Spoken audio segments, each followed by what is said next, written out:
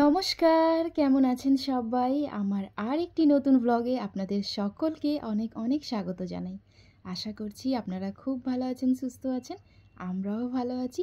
দিনটি ছিল হচ্ছে বৃহস্পতিবারের দিন, আমার জন্মদিন। আজকে কিন্তু সকাল থেকে উঠে শরীর খারাপ হলেও কিন্তু খুবই ভালো করে রান্নাবান্না করেছি, একদম হালকা ফুলকার মধ্যে। কারণ জন্মদিন বলে কথা, তো ভাবলাম থাক একটু আজকে বাড়িতে স্পেশাল একটু রান্নাবান্না করি। এইদিকে ও একদিন আগেই আমার জন্য ফুল এনেছিল, সেটাকেও খুব সুন্দর করে সাজিয়ে রেখেছি। এবার চলে এসেছি, স্নান করে পুজো করা হয়ে গেছে, রান্নাঘরে চলে এসেছি। ভাবছি 5 রকমের ভাজা করব। সকালবেলা তো বাসন্তী পোলাও আর হচ্ছে একটু চিকেন কষা ঝাল ঝাল করেই রান্না করেছিলাম। তারপরে দুপুরের দিকে ভাবলাম যে একটু 5 রকমের ভাজাটা করি। বাড়িতে সমস্ত জিনিস হাতের কাছেই রয়েছে, আর আমার জানেন হাতের কাছে জিনিসগুলো যদি থাকে রান্না করার, সেই ক্ষেত্রে আমি কোনোদিনও অলস করি না, চটপট করে রান্না করেই ফেলি। এদিকে 5 রকমের ভাজা করব দেখে আলু, বেগুন, করলা আর হচ্ছে মিষ্টি কুমড়ো, পটল এগুলোকেই ভেজে নিয়েছিলাম লবণ হলুদ দিয়ে। তো চলুন, এদিকে আমাদের 5 রকমের ভাজা একদম রেডি হয়ে গেছে। তারপরে ভাবলাম একটু স্যালাড কাটলেও কিন্তু খারাপ হয় না, ভালোই লাগবে। চিকেনের সঙ্গে স্যালাড খেতে খুবই ভালো লাগে। তো ভাবলাম টুক করে একটু শসা, টমেটো আর পেঁয়াজটা কেটে ফেলি। কেটে নিয়ে এটাকে একটুখানি জলে ভিজিয়ে রাখছিলাম। তারপরে প্লেটের মধ্যে অল্প একটু ধনিয়া পাতা কুচি দিয়েছি, আর হচ্ছে শসা, তারপরে হচ্ছে টমেটো, পেঁয়াজ আর হচ্ছে কাঁচা লঙ্কা। লেবু তো আজকে ছিল না, যার জন্য লেবুটা আর রাখিনি। দাঁড়ান, এক এক করে আগে স্যালাডগুলোকে সাজিয়ে নিই। স্যালাডগুলো এভাবে সাজালে প্লেটে কিন্তু দেখতে খুবই সুন্দর লাগে।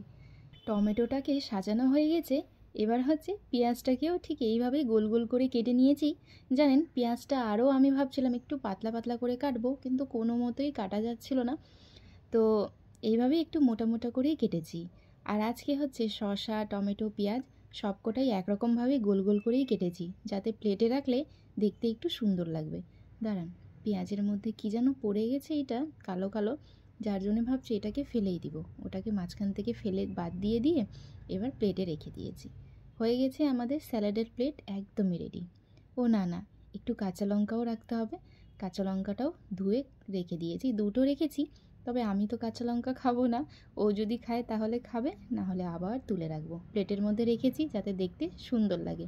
শুধুমাত্র একটা জিনিসই মিস হয়ে গেল, সেটা হচ্ছে একটু লেবু থাকলে কিন্তু খুবই ভালো হইতো। যাই হোক, লেবু নেই, এইটুকু দিয়েই আজকে হয়ে যাবে। আমাদের স্যালাডের প্লেট কিন্তু একদমই রেডি। এটাকে সাইডে রাখি। আমাদের কিন্তু স্যালাডের প্লেটটা খুবই সুন্দর হয়েছে দেখতে। উপর থেকে অল্প একটু ধনিয়া পাতা কুচিটা বেঁচে গেছিলো, সেটা আমি উপর থেকে হালকা একটু ছড়িয়ে দিয়েছি। চলুন এটাকে একটু সাইডে রাখি। এবার মা যে পায়েসটা নিয়ে আসছিলো সকালবেলা, সেটাকেও দুটো বাটিতে, ছোটো ছোটো বাটি আছে সেটার মধ্যেই নিয়ে নিব। আজকে ভাবছি সবকটাকে সুন্দর করে সাজিয়ে গুছিয়ে তারপরে আমরা দুজন খেতে বসবো। আজকে দেখছি পায়েসের মধ্যে কিন্তু অনেক পরিমাণে কাজু কিশমিশ দেওয়া, খুবই ভালো লাগছে। এবার দাঁড়ান, আমি কিন্তু পোলাও বানানোর সময় এটা ভেবেই রাখছিলাম যে কাজুটাকে একটু ঘিতে ভেজে এই পায়েসের উপরে রাখবো, দেখতে কিন্তু ভারী সুন্দর লাগে। সেটাই করলাম, কাজুটা ভেজেই রাখছিলাম। তুলে 2-4 পিসের মতন তুলে রাখছি, কারণ এই পোলাওয়ের উপরেও একটু ডেকোরেশন করব। তো সেটা হচ্ছে একটু পায়েসের উপরেও দিয়ে দিলাম। এটাকেও এবার সাইডে রাখি। তো চলুন এবার হচ্ছে মেন যে খাবার প্লেটটা, সেটা রেডি করা যাক। বাটিতে অল্প একটু নিয়েছিলাম মিষ্টি পোলাওটা, মানে এই হলুদ পোলাওটা, সেটাকে ঢালতে গিয়ে মানে হাত দিয়ে স্লিপ হয়ে পড়ে গেছে। দাঁড়ান, এটাকে আগে ঠিক করি, তারপরে আরেকটা প্লেটটা করব। চলুন, এটা ঠিক করা হয়ে গেছে।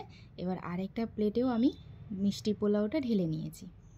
এবার আমি ভাবছিলাম যে 5 রকমের যে ভাজাগুলো, সেটা একটা প্লেটেই থাক, সুন্দর করেই সাজিয়ে গুছিয়ে রেখেছিলাম, ওখান থেকেই নিয়ে নিয়ে না হয় খাওয়া যাবে।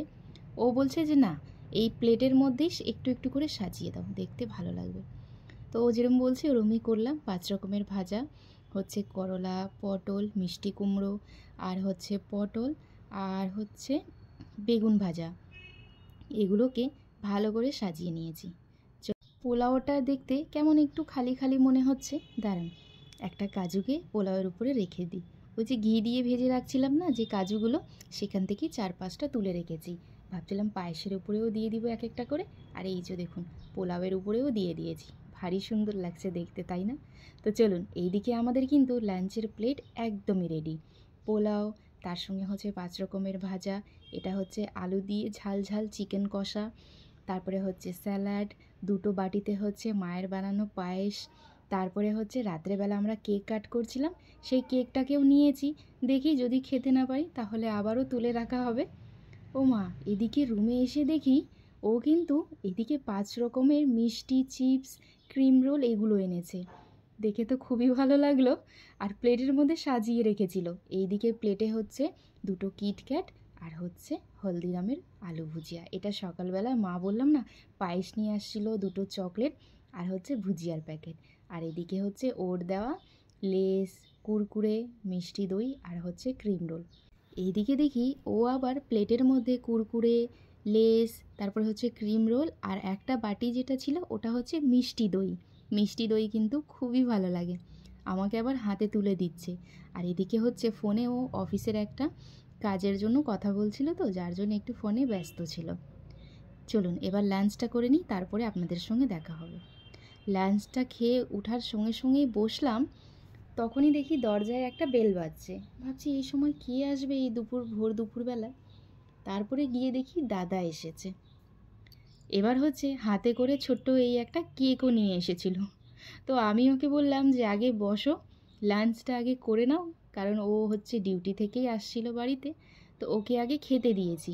যা যা রান্না করেছিলাম সব রান্নাগুলোই তো ছিল, একটু বেশি করেই রান্না করেছি আজকে। তো এদিকে দাদাকেও খেতে দিয়েছিলাম, পোলাও, 5 রকমের ভাজা, মাংস, তারপরে কেক ছিল, সেগুলোও খেয়েছে। খাওয়া দাওয়া শেষ করে নেওয়ার পর ও বলছে যে চলো এবার কেকটা কাটো। তো এই যে কেকটা কাটলাম, কেকটা কাট করে সবাইকে একটু একটু করে দিয়েছি। এবার চলে এসেছি রান্নাঘরে। এটাকে ভাবছি ছোট ছোট পিস পিস করব, আর হচ্ছে সবাইকে এবার দিব কেকটা। আর বাদবাকি যে কেকগুলো বাঁচবে সেগুলোকে কন্টেনারে ভরে ফ্রিজে রেখে দিব, কালকে খাওয়া যাবে। কারণ একদিনে এতগুলো কেক খাওয়া যাবে না, বাড়িতে দুটো কেক রয়েছে, এটাকে বক্সে করে রেখে দিব। দাঁড়ান, আগে হচ্ছে কেকের যে মাঝখানে এই বড় একটা চকলেট রয়েছে সেটাকে সাইড করি, না হলে কিন্তু কাটাই যাবে না। এবার ঠিক আছে, ছোট ছোট পিস করে কন্টেনার করে ফ্রিজে রেখে দিব। তো চলুন, আজকের ব্লগ এইটুকুই। সবাই ভালো থাকবেন, সুস্থ থাকবেন। দেখা হচ্ছে আপনাদের সঙ্গে আরও একটি নতুন ব্লগ ভিডিও রেসিপি নিয়ে।